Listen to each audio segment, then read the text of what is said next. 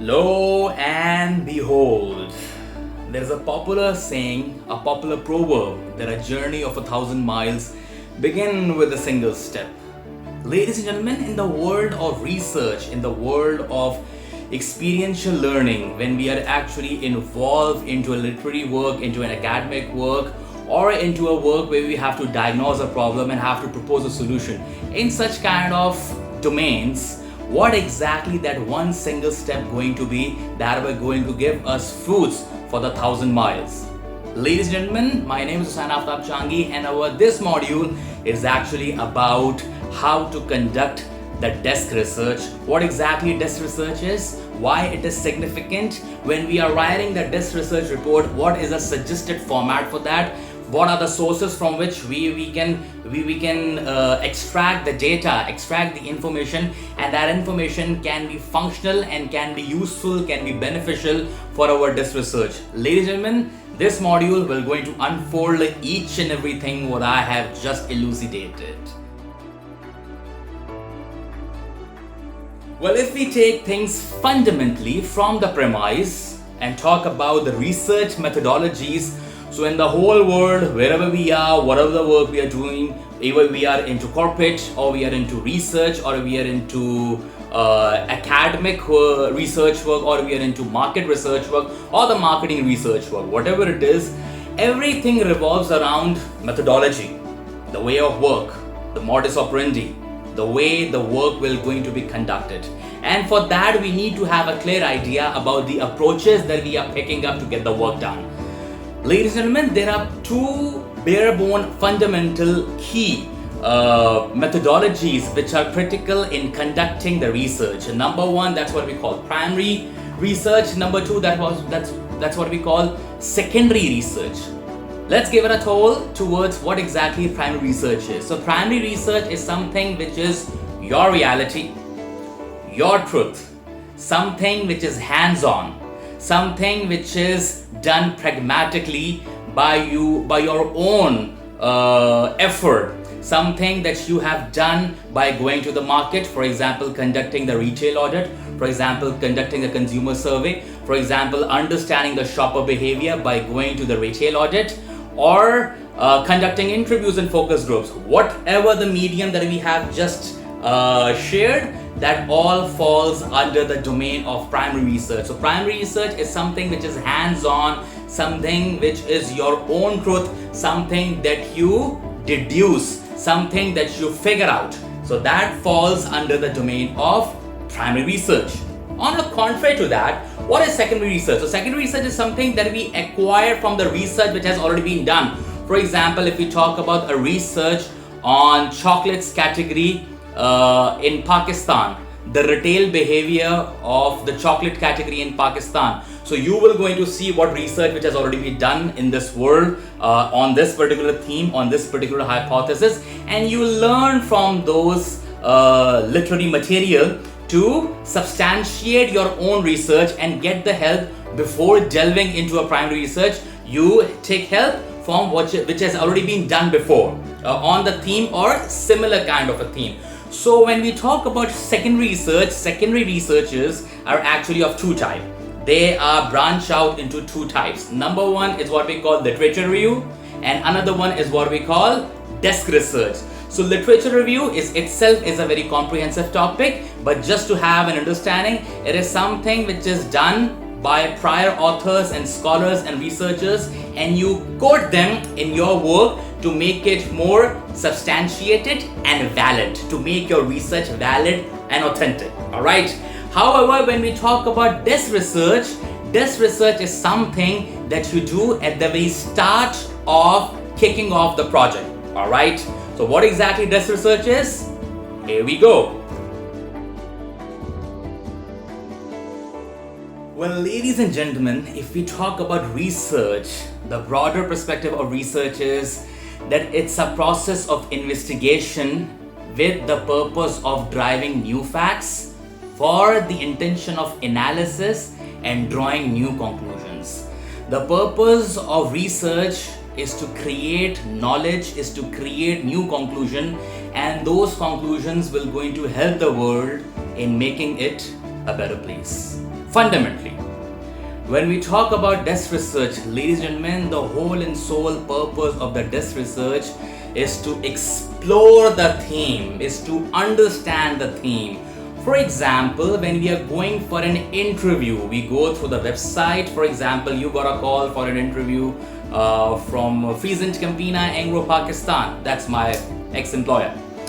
So what you will going to do, you will going to go through the website, you will going to see the share price of it, you will going to go through all the annual reports, the financial condition of it, you will going to go through the LinkedIn profile of few key individuals who are working in the company and explore and try to get the basic information of how exactly the company operates, what are the values of the company, what is the mission statement, what is the vision statement, how many brands the company is operating into, what are the SKUs. SKUs means stock keeping units, means how many packs the company is producing in a particular brand, how many brands do they have, what is the composition of it, what is the performance of a company at this point in time. So you go through all these research. Ladies and gentlemen, this whole process is also a part of desk research.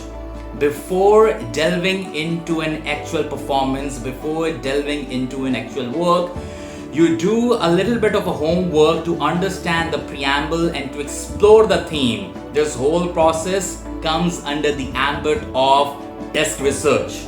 So when we talk about desk research from the ELP perspective, means experiential learning project perspective, or from the scholarly perspective, the desk research, whole and soul, the purpose of desk research is to explore the theme first off, and second of all, when you will going to go to the Google, when you will going to hit the keywords over there, you will going to get tons and tons and tons of information. But what's really important for you is that information that you're getting, is it useful for you or not? Is it of any benefit? Is it going to give you any benefit or not? So when you are actually doing the desk research, it is also very imperative and fundamental that you take out the information which is having a higher degree of utility. That can be something which is beneficial for you, and a research which will going to support you in driving your understanding forward, not towards the backward, taking you forward, making you more equipped with the knowledge and the information. So that's another objective of a desk research. Number one is you do that because you want to explore the theme. Number two, you do that with the intention of getting some benefit out of it. Number three, this will only and wholly solely going to be at the start of a presentation, all right? At the start of a project, at the start of research. You will not going to do a desk research in the middle of a process. So you will going to do that at the start of the process when you're kick-starting the work. So number one, you do that to explore the theme. Number two, you do that to get some benefit out of it. Number three, you do that with an intention to kickstart the work with more convenience and finish. So that's why you do that at the start of a work. And another point, which is a bonus point, you do that to broaden up your understanding. You do that because you want to expand your knowledge base. You do that because you want to increase the understanding of the perspective. And you also do that because you want to see things from multiple horizons, and that will eventually going to improve your hypothesis as well, your direction towards the work. So these are the few fundamental reasons and the objectives of conducting the desk research. Now, why do we need to do desk research? Is it mandatory? No, certainly not. But why do you actually go through the driving school? You can actually learn the car either by going on the boulevards. Why? Because that course actually improves the finish in your work and reduces the margin of error. That is the reason. So whenever you are actually trying to cook a dish, you can do that directly going to the kitchen and experimenting, but that will going to increase the probability of the failure. So to reduce the gap of failure and to bring more finish into the work, you go through the classes, you go through the tutorial, and that is why learning and development is so important. It reduces the margin of error and bring professionalism and finish and hone your art and improves your performance. That is the whole purpose. And similar attributes can be carried forward for the desk research as well. When we talk about desk research, so from the leading scholarly bodies, for example, MIT Sloan, Harvard Business Review, Management Review by California. All right, so all these notable, credible bodies, they have reach out to this point that why exactly this research is important before you kickstart any of your work, either literary, scholarly, or even from the sphere of your life as well. Number one reason is that it actually gives you a strong dose of understanding with a limited effort. So leverage it. You just have to incorporate limited effort. The input is limited, the output is massive. So leverage the ability, leverage it, the work which has been done by the people before you, number one. Number two, you can explore the subject in a decent context, which will going to help you out in getting decent understanding. Number two is you can be familiar with the topic with a quick dose. Third one, history unfolds a lot of things about the future. The work which has been done in the past by the credible people, you can utilize it to your advantage.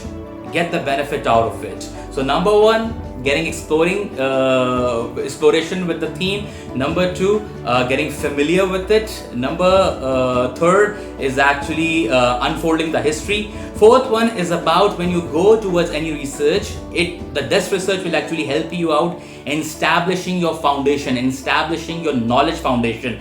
So when you already have a knowledge foundation and then you are going to the market, going to the field to conduct, for example, retail audit on the mineral water or a distilled water, on a water categories or on energy drink category. So this research will going to help you out in amplifying the facts and figures which you will going to extract from your primary research. And another point is, as an individual, it will going to abreast you, it will going to equip you with more knowledge and more information. So these 5 which are being flashing out over here are the core reasons why we do this research.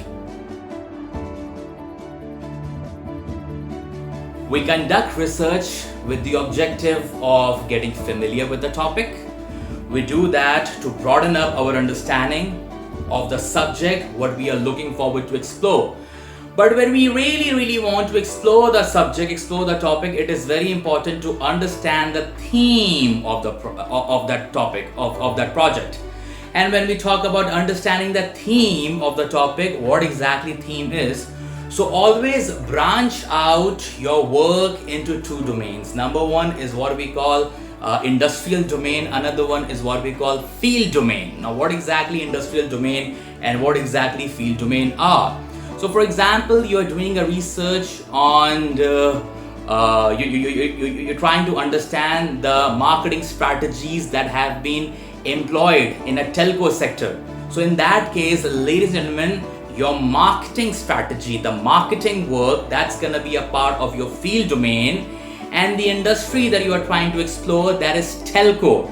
For example, telco is the industry and the field is finance. You are trying to make a feasibility report. You are trying to understand the net promoter score of the employees over there. That comes the HR part. You are trying to understand the logistics strategy which have been employed in the telco industry. That is where supply chain management comes in. So if we delve into it further, for example, telco, for example, FMCG, for example, chocolates category, for example, banking sector, for example, e-commerce, for example, retail self-ordering, for example, timber, for example, perfume and fragrance. All these will going to be considered as the industrial domain. Alright, and the field domain is the work, is the lens through which you want to explore that particular industry. Marketing, advertising, channel management, sales management, shopper marketing, HR, OD, organization development, learning and development. So all these will going to qualify in a field domain. So whenever you are trying to explore a subject, before the exploration, try to do the diagnosis of it, try to do the dissection of it, and try to understand which industry this project belongs and what is the field domain of it through which I am going to evaluate this particular problem statement.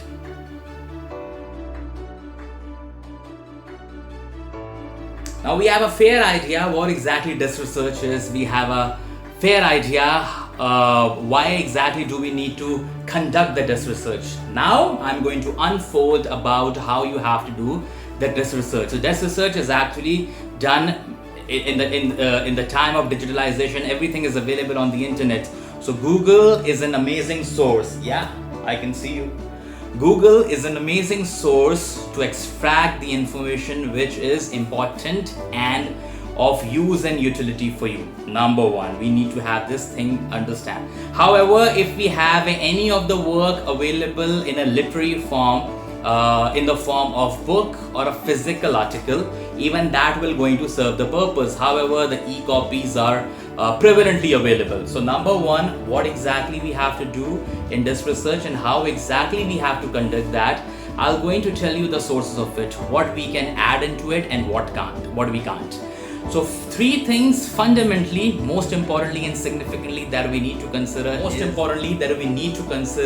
Is VAR, the bar model. That's what we call. Your content has to be valid, your content has to be authentic, and it has to be reliable, which means the sources through which you will going to extract the content should also possess all these three attributes. It has to be valid, it has to be reliable, it has to be authentic and reliable.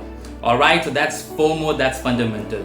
Now, when we talk about the sources which are imperative in crafting your desk research and getting the information for your desk research, so foremost source that you have at your disposal is the case studies which are available from Harvard, from Stanford, from LUMS here in Pakistan, IDA, IOBM, the cases which are produced over here, the authentic and reliable, credible work, the literary work, you can use that for your desk research. And number one, you can also use annual reports, you can use journals, the credible journals like Pakistan Business Review by IOBM, Institute of Business Management, Karachi. So these are the journals, these are the sources which can be utilized for your desk research. You can use annual report, you can use journals. Also, to explore further, you can use the credible websites as well. The website of a company on which you're conducting a research, the website of all the companies that belong to a particular sector in which you are conducting research. So these are critical, these are apparent. Case studies, utilize the case studies, the articles, the credible scholarly articles which have been published, and we can see the plethora of articles available at Google Scholar, so you can extract the information from there as well. Also the newspapers and the credible webinars. The webinars, for example, by INSEAD on Blue Ocean Strategy, you can use that. You can use the transcript of it in your desk research as well. Newspaper, for example, Jung here in Pakistan, the news, Business Recorder, magazine Aurora. Alright, so it has a publishable credibility, so you can utilize them for your research. All these points, all these sources are thumbs up for your desk research, but there are a few thumbs down as well. That's what we call the watch out. What exactly watch outs are? In conducting your desk research, you can't quote something or someone that doesn't have a platform or an individual credibility. We can't have opinions in desk research, we can only have facts and figures. But when we talk about facts and figures, we have to eliminate few of the sources from the work. Number one, we can't quote blogs. We can't quote bloggers in our desk research because their work is opinionated. That's not scholarly, that's not research driven. That's why. Number two, the social media. The posts that we see on social media, that's not credible. However, for example, Bloomberg.com or HarvardBusinessReview.com, they have post and shared an article on Facebook or on LinkedIn. So you can quote that because that platform is a carrier for that authentic article. However, if someone's comment, someone's post will not going to be qualified for the desk research because that's opinionated and that could have high degree of biases as well. So that is why the work is not scholarly, the work is not research driven. So we will not going to quote any social media post as well. So we will not going to quote neither blogs and bloggers nor any social media post. Also the Instagram post, for example, Harim Shah, for example, Jannat Mirza, if they have posted anything on social media, or for example, the wife of Mr. Amil Liaquat Hussain, so she's a TikToker as well, and if any of the posts which has been, despite the fact a lot of fan following guys, these individuals are not credible enough to be quoted in your research because they don't have any foundation of the research and scholarly work. Their work is opinionated, their work is not research driven. That is why we are not going to quote any of the blogger, any of the blog, any of the social media post, any of the thing that we see on Instagram, despite of the fact of the base and the reach and the frequency of the engagement of the audience, but we will not going to go in quoting all of them. All right. Another one is what we call the work which has been done by any student. So if a student of any BBA or MBA, he or she has done a research on any particular topic, so that work is not credible enough to be quoted in a professional high level research work, especially when it comes to capstone project, especially when it comes to MPhil or MBA work, or especially when it comes to you're doing an ELP work. That's what we call experiential learning project. So in that case, you can't quote another student's work in your research. So either if you want to approach any of a source, so the sources which are available at our disposal is that research paper, research journal, research articles, case studies, credible newspaper, and credible webinars. These are the sources that we have at our disposal through which we can extract and we can max out of the information, and that will also going to help us in substantiating and creating our project more valid, authentic, and reliable. Ladies and gentlemen, here is the directional guidance regarding the sources through which you can extract and you can explore and you can procure the data and the information for your research. What I'm telling you right now, it's 100% directional. There can be multiple more ways through which you can extract the information. Now there are few sections and I'm going to take you section wise regarding from where you can extract what information. So I'm going to highlight you the sources that which is actually having a credible existence and can benefit you with a credible information as well. So number one, if we talk about Pakistan's national and federal level data. If we talk about Pakistan's national and federal level data, so number one source that we have is the Statistics Bureau of Pakistan. From the census to the behavior, you will going to get a lot of insights on this particular platform. Go there, explore, even with the intention of learning something out of it. Number one is the Statistics Bureau of Pakistan. Number two is the Government of Pakistan. The website has a lot of information from the district perspective as well, and that can actually help you in your research if you're doing it to understand the market and the consumer dynamics as well. So this website will actually going to help you in giving you a lot of information about the legislation, about the possibilities and the unpossibilities as well. Another one is the associations. The associations we have, for example, Competition Commission of Pakistan, for example, Pakistan Dairy Association, Pakistan Tajar Association. So the websites of these associations will also going to give you a lot of information. Go there and explore.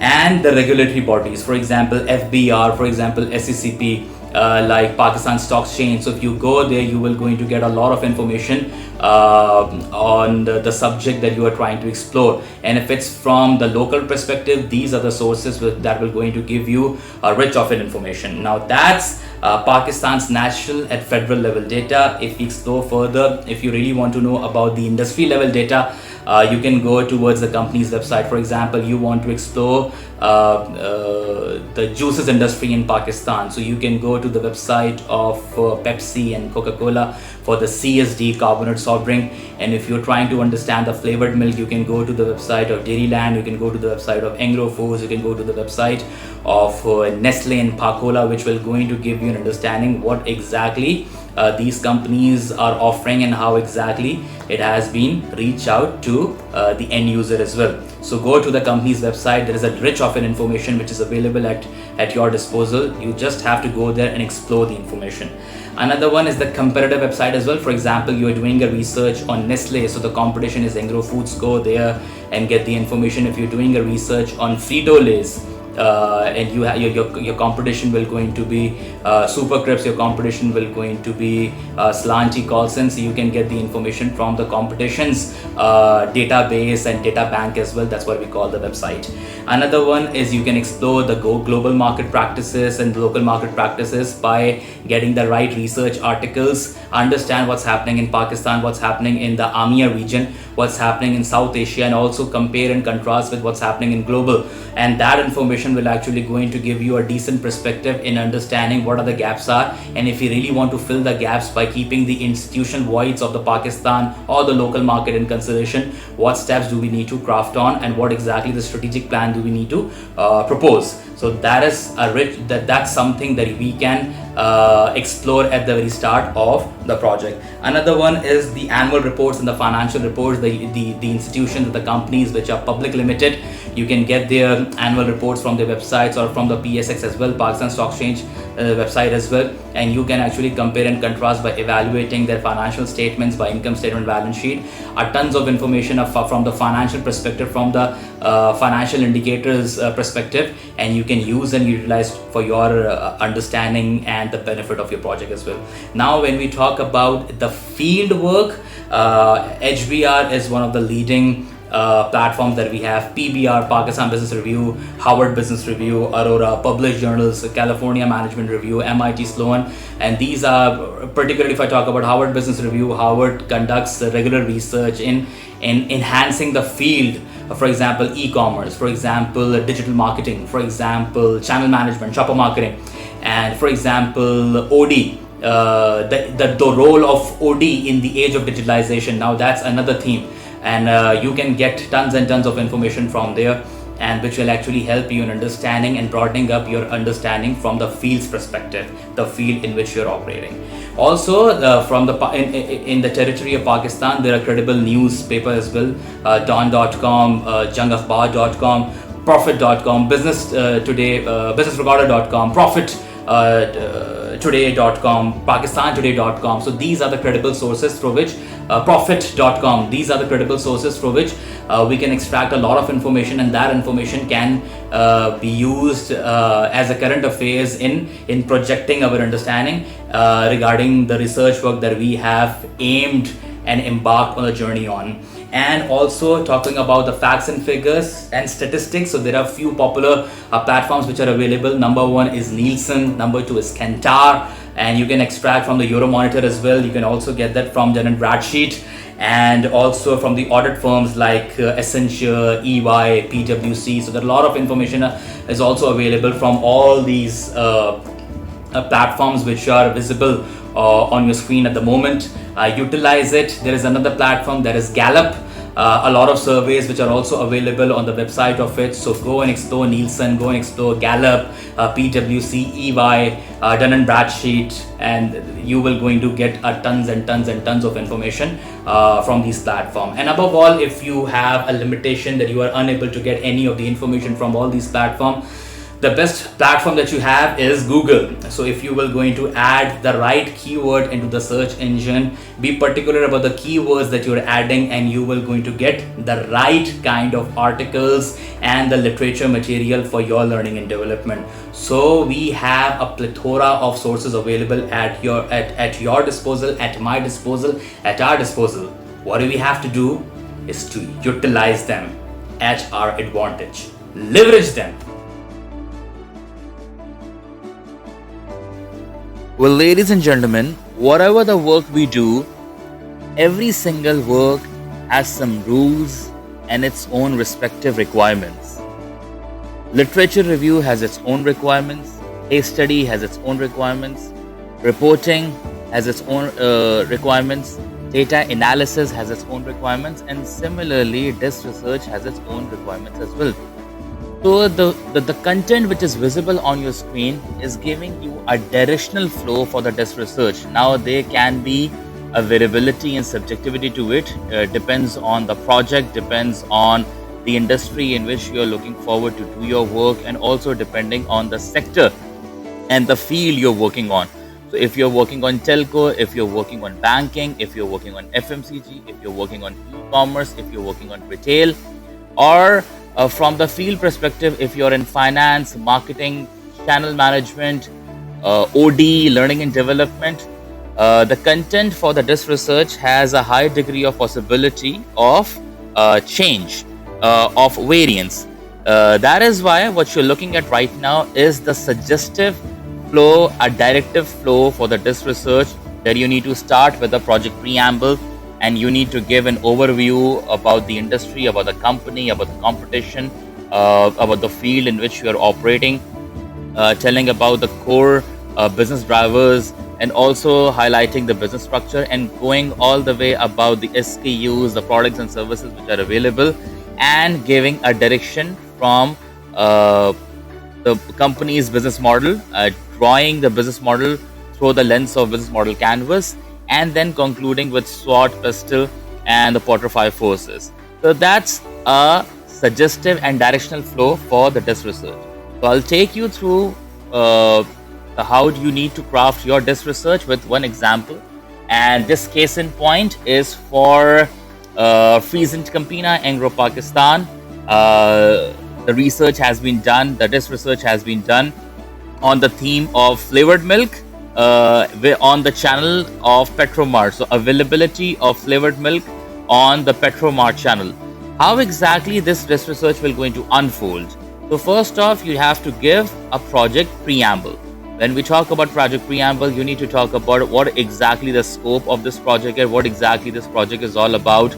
Are you conducting a retail audit? So retail audit is a deliverable of the project on the sample size of Petromart. So Petromart is the sample on which this research has been conducted on the flavored milk. So for the FrieslandCampina, so the whole research has been done on the category of flavored milk, and suggestions and solutions have been suggested to the company FrieslandCampina, Engro, Pakistan, by unearthing the business insights and the consumer insights. So you start with the project preamble. That's the fundamental, that's the bare bone. Proceeding further, you also highlight about the industry overview. What exactly this industry is all about, what are the drivers of this industry is, how exactly the structure of this industry is. So just a summarized industry overview to get the audience and the reader familiar with the work, and also getting yourself familiar with the work, equipping yourself with the dynamics of the industry. You proceed further with the industrial snapshot. Now with the industrial snapshot, you will going to highlight the key indicators over here. You will going to highlight about the top rating numbers. So over here you can see that Pakistan's dairy industry is the third largest milk producer. We produce almost 60 billion liters of milk annually, with an 11% contribution to the GDP, where the unprocessed milk is 93% and the packaged processed milk is 7%. The split of rural and urban is 90-10 respectively, where we can also see the processed milk is having a 7% contribution as well. So these are the numbers. This is how you actually get yourself aware about the macro perspective, about the big picture of how exactly the project that you are trying to explore looks from the macro view, not from the granular view, but right now from the macro view. So you go into the industrial snapshot, you design it, you craft it, you delve into the information to get the best out of it. Also, you also decide the objective of your research. So you are conducting a research. What's the objective of it? So you're doing it because you want to generate the insights from the retailer and shopper to understand the behaviors of the market. You also want to assess the potential and the revenue stream of the Petromarts, because that's the scope of the research. You also want to understand the consumer buying behavior, especially for the flavored milk category. And you also want to understand that how FrieslandCampina, Engro, Pakistan's chilled dairy category has been performing vis-a-vis and compared to the competition. So these are the objectives. Now, objective is something that you want to achieve. All right. So to achieve those objectives, you need to have deliverables. And these are the deliverables. Deliverables is the output. Objective is the outcome. So you achieve the outcome through a certain output, which are deliverables. So you will going to do the Petromart profiling. You will going to prepare a retail audit. You will going to have a detailed survey regarding the insights. And finally, you will going to give a go-to-market plan of channel of Petromart exclusively for the category of chilled flavored milk. So these are the deliverables which will going to decide the fate of your project. But before every single thing, you need to go through the DIS research. So for the DIS research, again, here comes the problem statement. And until and unless if your problem statement is not clear, your objective and delivery is not clear, it will going to have a problem in getting your DIS research done. All right. So to analyze the presence of Petromart as contributing revenue stream and its overall performance as a proper channel for the brand's chilled dairy category. So that's a problem statement, and through this it will going to help. This statement is actually a guiding beacon to sort out, to find the right content for your DIS research as well. Now here are the power drivers. Power drivers means those drivers which helps you in driving your revenue, in driving your category. So from the macro perspective, they have highlighted that malnutrition is a problem in Pakistan. We are the fourth largest milk consuming market, but still there is a contradiction that the malnutrition is a problem in this country, and the third largest milk producer. So from the micro perspective, the urbanization is happening. That is why a lot of people are actually moving towards the packaged milk. Awareness is getting through the social media as well, and people are becoming health conscious. So you decide from the macro and from the micro perspective as well in categorizing and finalizing your power drivers. This one is for the dairy industry, particularly for the flavored milk category. Now, here is the industry breakdown structure. Now, industry breakdown structure helps you in understanding where exactly your product qualifies in the industry and how exactly the whole industry has been segregated and compartmentalized, because that will going to improve your understanding about the industry as well as about the product in which you are operating, about the product and service in which you are operating. And this breakdown can be done for any industry. It can be done for any service model. So they have started from the FMCG, and FMCG drops down into three major categories: the home care, food and beverage, and personal care. And they are operating in this whole case in point is operating in dairy. So that is why they have actually highlighted the kind of dairy products available, what kind of dairy products are available, and are they complementary or are they standalone, are they chilled, are they ambient, are they value addition. Every single thing is available over here on a single snapshot. So this industry breakdown structure is imperative, is important to understand how exactly your product and your service on which you are doing your research plays the role in the overall canvas, plays the role on a bigger picture, on a grandeur landscape. Now here comes the power driver. Now that's a category power driver. What we have seen before is a dairy industry power driver. Now here we talk about the category power driver. Why exactly the flavored milk exists? Why exactly people buy flavored milk, and what drives the sales of flavored milk? So it's from the consumer perspective. It's impulsive in nature. They have health benefits. The lifestyle is changing. The taste is having its own indulgence. The product falls under the variety-seeking behavior, and it's also very convenient and on-the-go snack and a beverage. So that is why these are the fundamental forces that drives the category. So you highlight that as well. Now, when we talk about the category breakdown structure, so the chilled category is having three branching out streams. So you have UHT, you have unbranded, you have sub-branded. UHT means ultra heat treatment. So this flavored milk is actually a part of UHT. So it will again going to have a breakdown. So flavored milk, it can be chocolate, it can be chocolate based, it can be fruit based, it can be soda based, and it can be nuts based as well.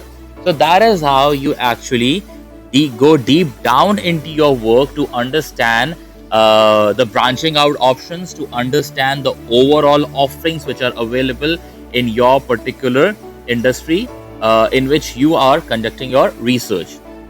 Now here comes the top of the line numbers and statistics. So for example, the market size of the dairy industry. You'll start from the macro perspective, the bird's eye view, the belly of the market, and you will also going to highlight that how much the composition operates in this way. So 7% is packaged and 94% that goes around for the raw loose milk.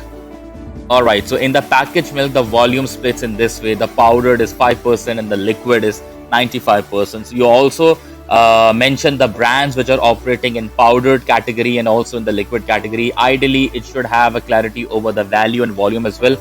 So when you are making a pie charts or the tabulation or the reporting from the macro perspective, so highlight these numbers are from the volume perspective, from the value perspective. In telco industry, is it from the revenue? Is it from the user base perspective? Is it from the subscriber base perspective? It is on the basis of throughput, what exactly it is. So be very clear about the unit of analysis, the metric. Then the market size of the packaged milk. So there are four types of packaged milk predominantly. So you have pasteurized, you have tea whiteners, you have dairy drinks, and the key brands who are operating in that particular category also mention that as well. So when we talk about the UHT, so you will also going to highlight that Allpers is having a share of 44%, Milpak is followed by 40%, and the rest of the brands.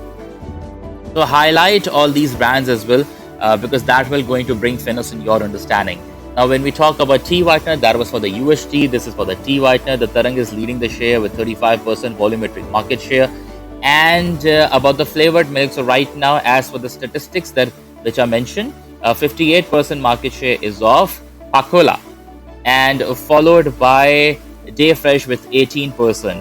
So when you are actually understanding any particular subject, try to have all the numbers handy with you, because these numbers will going to help you in crafting and in your thinking and making your understanding more clear, crystallizing it, and also bring finesse in your cognition as well.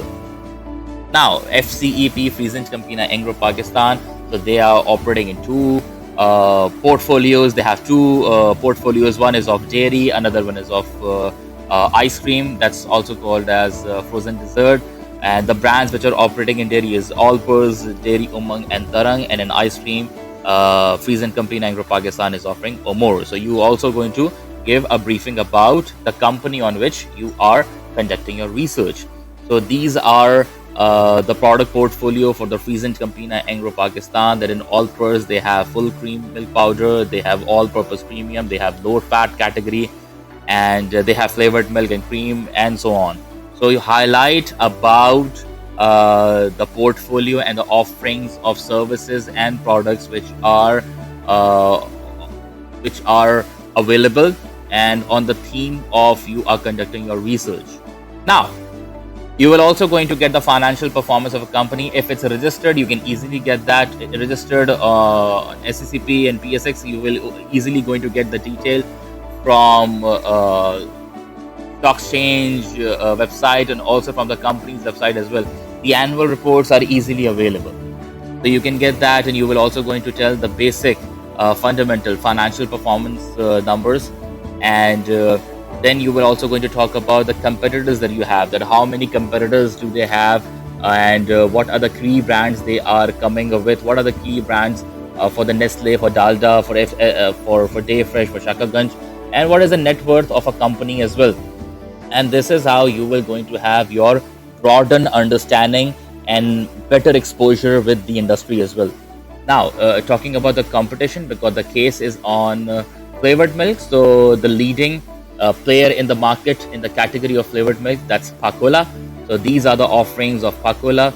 Moving forward, it's Dayfresh Ooh La La. So you will going to highlight the variants and the flavors and the SKUs which are available by the competition, and the flour of Halib, and Noorpur's flavored milk, and Milo, and then you have Roo Afza. So you have given a basic understanding about the competition. Now moving forward with more depth and more granularity, here we go with the retail margin. So in retail margin, you will going to highlight the SKU, you will going to highlight the size means the pack size of ml, or in case of any solidified product, you will going to have grams over there. How many flavors are available, what is the trade price, what is the retail price, and what is the retail margin, what is the retail margin. So you will going to give a briefing on that about all the brands which you have tried to explore in a particular category. So this will going to give you a basic understanding about how many players are there in the market, what offerings they are bringing in, what is the financial structure of it, what is the trade price, what is the retail price, how much of a margin what a retailer is earning in this category, and that will going to help you in expanding your understanding about the subject that you are trying to explore. So here we go. Every single SKU, every single company has been covered up over here. Now, from the company's information, all the companies who are participatory and who are operating in the flavored milk category, you will going to give a snapshot of it, about the types of items manufactured, when they have been established, where the factory is deployed, how many brands they are operating, and are they working on import model or local operations model. So you're also going to highlight all these points over there as well. Then you will going to move forward and you will going to tell on how many outlets flavored milk is available. Universe means the handlers, the dairy handlers in Karachi. This is from the Karachi's perspective. Universe means how many outlets are actually having an availability or a category handler of your particular product. Now that's predominantly from the FMCG, telco, lubricants, pharmaceutical perspective. Any industry which is having a trade can utilize the benefit of this information as well. So there are 30,000 category handlers, the stores which are having dairy products in Karachi, and with a split of a company that FrieslandCampina is having their product available on 18,000 outlet. Nestle is having their product available on 15,000 outlet. These numbers are directional, these are suggestive, and have been quoted with the intention of learning and development only, and so on and so forth. All the category players which are available over here, they have their respective universe share. The shop share is also present over here. So you will going to highlight as much information as you can to beef up your desk research. Now, about the package and the unpackaged, this will going to highlight about the product. This will going to highlight about the packaging, the availability or the shelf life. So the packaged milk having a shelf life of 3 months. The unpackaged, which is the raw milk, is having a shelf life of around 4 to 5 days. So all these details are important in crafting your desk research from the macro perspective and from the granularity as well. Now, because the UHT is having a tetra packaging. So what exactly tetra packaging is, how many layers are there, and define those layers as well, and why it is important to have a container with a tetra packaging rather than some other one. So these all details which are considered as an FAQs, frequently asked questions. So answer them in your desk research as well, because that will going to clear a lot of misunderstanding, a lot of intellectual gaps, and will going to bring more harmony and more quality in your understanding. Now, the milk production and the procurement process, how exactly the milk is produced, how exactly it has been created a hygienic factory in Pakistan. So every single detail has been incorporated over here as well. Now, when we talk about the sources, what are the key sources of milk? So you have cattle, buffalo, sheep, goat, and camel. How much of a liter has been produced from each and every respective species, and that will going to have a better understanding as well. Now, the distribution channel, how exactly the product gets, that's a rural marketing chain, how you exactly make your product available from the farm to the consumer. So highlight that particular process as well. Desk research should be inundated with processes. It should have a lot of processes. It should give you an understanding that how exactly the work is operated on the theme on which I am conducting research, because that will going to have help, and that will going to bring more understanding and knowledge for me to explore further. And also the processed market chain, how exactly the milk is processed, and how exactly the milk is created a storage before the final shipment for the consumption. Now here is the SWOT analysis. That's a suggestive SWOT analysis of what are the strengths, weaknesses, and opportunities and threats for the company, and this actually helps you in becoming more strategic in your thought process that will going to help you in giving a decent and qualitative recommendation as well. And then there is a business model canvas.